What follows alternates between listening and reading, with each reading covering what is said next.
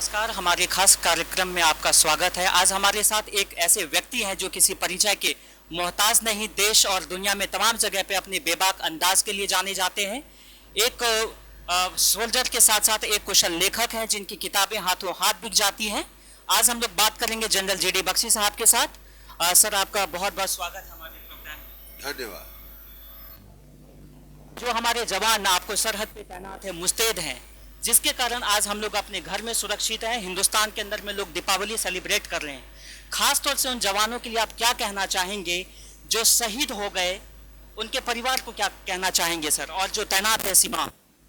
देखिए, मैं केवल ये कहना चाहूँगा कि पाकिस्तान दिवाली का वक्त चुना है हमारे ऊपर फायर करने का, हमारे यहाँ नुकसान पहुँचाने का, हमारे कुछ जवानों को शहीद करने। और जिन घरों में वो शव पहुंचे हैं वहां तो मातम मन रहा है ना, दिवाली नहीं मन रहे। और मुझे तो शर्म आती है कि आज हम कैसे दिवाली मना सकते। देखिए, बहुत दुख और बहुत दर्द होता है जबकि हमारे सिपाही हम लोग पैदा होते हैं जंग में शहीद होने के लिए, अपने देश में कुर्बान होने के लिए। लेकिन जब हमारे जवानों के शवों की दुर्गति की जाए वो सहन के वो बिल्कुल सहन नहीं होता। और मचेल सेक्टर में पाकिस्तान ने बिल्कुल यही किया है।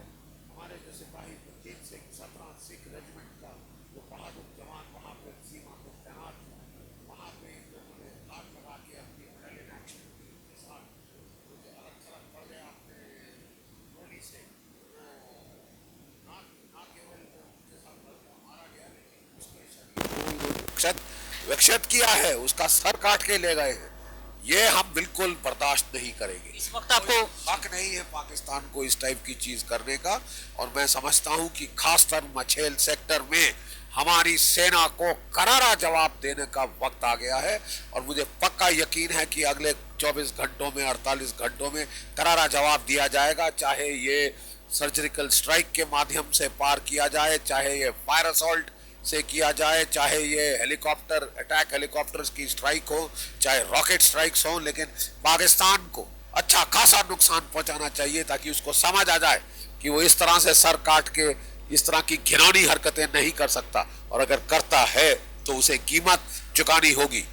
सर, आपको लगता है कि आज तक राजनीतिक इच्छा शक्ति की कमी के कारण पाकिस्तान को मुंहतोड़ जवाब नहीं दिया गया? इससे पहले का भी देखिए, 30 साल से कोई जवाब नहीं दिया गया था। 30 साल क्या, 46 साल हो गए 1971 के युद्ध को।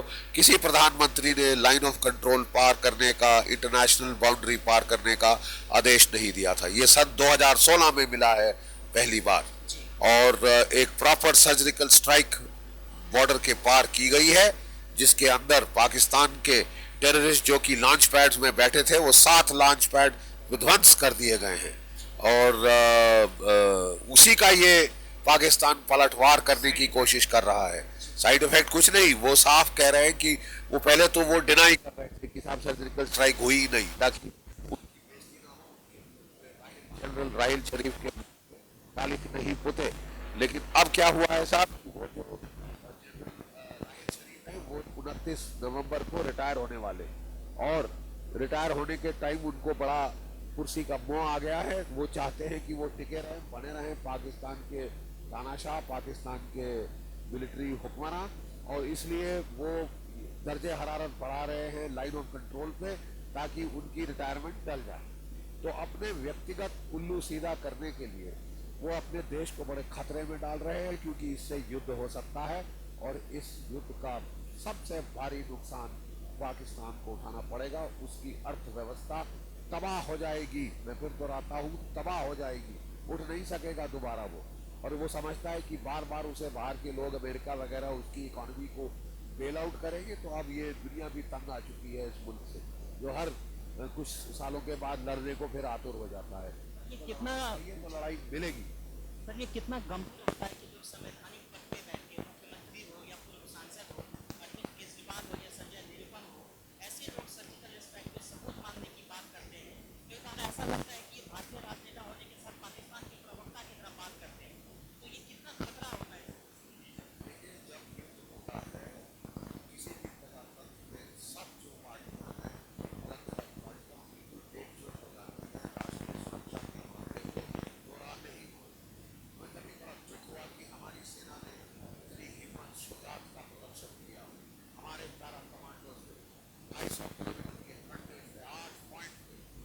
पाकिस्तान की नियंत्रण रेखा पार करी, 4 किलोमीटर अंदर घुस के पार किया, और जबकि पाकिस्तान की फौज टोटल अलर्ट में थी और कहा जा रहा था कि साहब पाकिस्तान की जो फौज है वह क्या कहते हैं, म्यांमार में तो हमारी फौज कर सकती है लेकिन पाकिस्तान की फौज के बरखिलाफ नहीं कर सकती। हमारी फौज ने वो करके दिखाया है जो कहा जा रहा था कि केवल अमेरिका या इजराइल के स्पेशल फोर्सेस कर सकते हैं। हमारे स्पेशल फोर्सेस अगर उनके बराबर नहीं तो उनसे आगे हैं, और ये उन्होंने कारनामों से करके दिखाया है, बातों से नहीं, कारनामों से। अब राहिल शरीफ जिम्मेदार बैठे हैं और वो पलटवार करने की कोशिश कर रहे हैं, अपनी इज्जत बचाने की कोशिश कर रहे हैं, और साथ साथ ऐसी स्थिति पैदा करना चाहते हैं कि रिटायरमेंट के पहले जो बहाना मिल जाए कि उनकी नौकरी एक्सटेंड हो जाए। तो मैं कहना ये चाहता हूँ कि हमको अपने देश में एकजुट आवाज में बोलना चाहिए। बड़े दुख की बात है कि कई राजनीतिक पार्टियों ने ऐसे गंभीर मुद्दे पर भी अपनी राजनीतिक रोटियां सेकने की कोशिश कर दी। कुछ लोगों को ये नहीं मालूम होता है कि सर्जिकल स्ट्राइक और रेड क्या है, वो इस बात को समझ नहीं पाते हैं, तो एक बार बताना चाहेंगे सर स्ट्राइक और रेड में क्या फर्क है? सर्जिकल स्ट्राइक और रेड में जमीन आसमान का फर्क है। जो पहले हुए थे 2011 में, 2013 में, 2014 में, वो थे लोकल रेड, मतलब बटालियन के दर्जे पर पलटवार किया गया, छोटा वार किया गया। ये बोला गया कि भाई हमें मत बताओ, तो हमें नहीं मालूम, हमने नहीं देखा, तुमने नहीं किया, हालांकि तुमने कर दिया है, हमने। ये क्या तरीका है, क्या नपुंसक तरीका है कि हमें नहीं मालूम, हमें मत बताओ, ताकि एस्केलेशन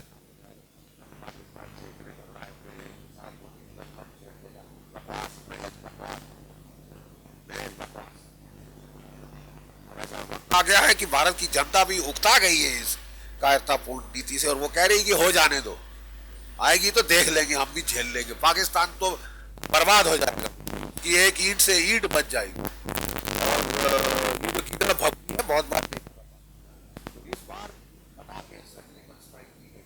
मतलब मैंने बताया 250 किलोमीटर पे एक अकेला ऑपरेशन नहीं था, 8 ऑपरेशन गए, 4 किलोमीटर, वो 200-300 मीटर, 4 किलोमीटर अंदर जाके उन्होंने जो है वहां पे 7 से 8 जगह जहाँ वो बैठे इंतजार कर रहे थे वहां प्रियम स्ट्राइक करके जिस तरह घूस किए गए, हमारे थाने ने फायर किया, इसकी प्लानिंग दिल्ली के दर्जे पे हुई थी, लोकल बटालियन के दर्जे पे नहीं हुई।